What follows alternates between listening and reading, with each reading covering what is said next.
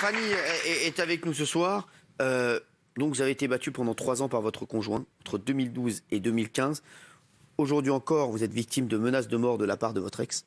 Oui, c'est exact. Oui. Et vous avez quitté votre mari en 2015, après qu'il vous ait battue, alors que vous étiez enceinte de votre fille.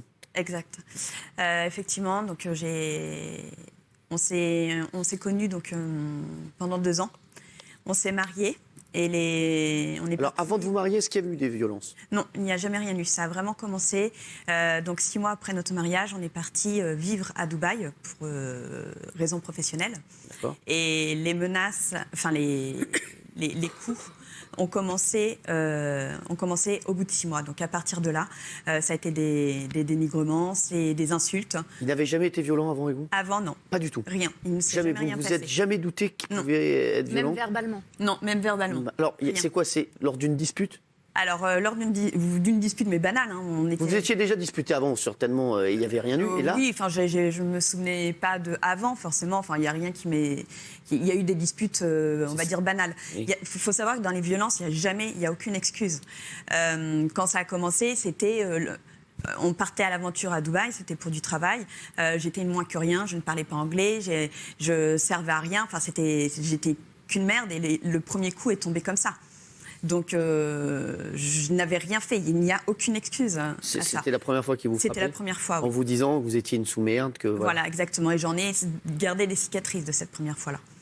Et durant 3 ans, ça a continué, les 3 ans de mariage, jusqu'à ce que je quitte le domicile, à ce que je parte. Justement, parce que là, pendant 6 mois, il ne se passe rien. Là, il y a cette dispute, cette première dispute. Enfin, voilà, à Dubaï, comme vous nous dites. C'est la première fois qu'il a des violences envers vous. Et après, les violences sont devenues de plus en plus répétées? Oui, parce que finalement, l'emprise, elle s'installe. On excuse, moi, clairement, dès le départ, j'ai excusé sur le fait qu'on était loin de la famille, qu'il était plus diplômé que moi, il ne trouvait pas de travail alors que moi, j'en trouvais, qu'il était bilingue, que je ne parlais pas effectivement anglais, mais que j'ai pu quand même en trouver. Donc, on excuse, on rentre dans un... La première fois qu'il a eu des violences envers vous, il s'est excusé très vite après? Non. Non, c'est pas du tout sur le coup. Ça va être des excuses après avec des petits cadeaux, avec un restaurant, ça va être comme ça. C'est pas dans l'immédiat. Vous êtes dit quoi à ce moment-là quand il a levé la main sur vous? Juste après, vous êtes dit c'est un accident ou bien c'est parti pour un cauchemar? Mais les accidents sont le premier et se répètent. Et en fait, j'insiste pour avoir été victime, c'est qu'il ne faut jamais laisser passer une gifle et même pas une insulte. C'est pas possible. L'homme qui vous aime ne peut pas vous insulter. Et on le dit pas suffisamment parce que on tombe dans une spirale. Et après, il y a les violences psychologiques qui s'installent, les violences morales. Et tout ça, on ne le voit pas. On ne peut pas le montrer. Des coups, c'est beaucoup plus facile. On a des bleus, des cicatrices. C'était quoi les violences morales? Il vous disait quoi? Les violences morales, c'est des mensonges sur la vie, sur notre vie, sur notre mariage. Mon mariage s'est construit sur du mensonge. C'était quoi les mensonges? C'était qu'il avait toujours vécu à l'étranger, il m'a fait miroiter plein de choses. C'était qu'il cherchait du travail et finalement, il faisait bien autre chose que ça. C'est quoi? Il était avec... Oui, j'ai surpris des choses et qu'il partait ailleurs, qu'il voyait, voilà. Donc il travaillait pas, mais en fait il cherchait pas de travail, mais il était juste avec d'autres femmes. Exactement. Alors moi, par contre, j'ai toujours travaillé et il faut savoir que je lui donnais mon salaire, je lui donnais mon argent.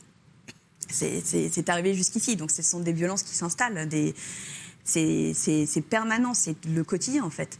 J'ai découvert tout un mensonge, mais durant l'enquête, une fois que je suis partie, j'ai pas été une femme ambivalente une fois que je suis partie, parce que justement je suis tombée.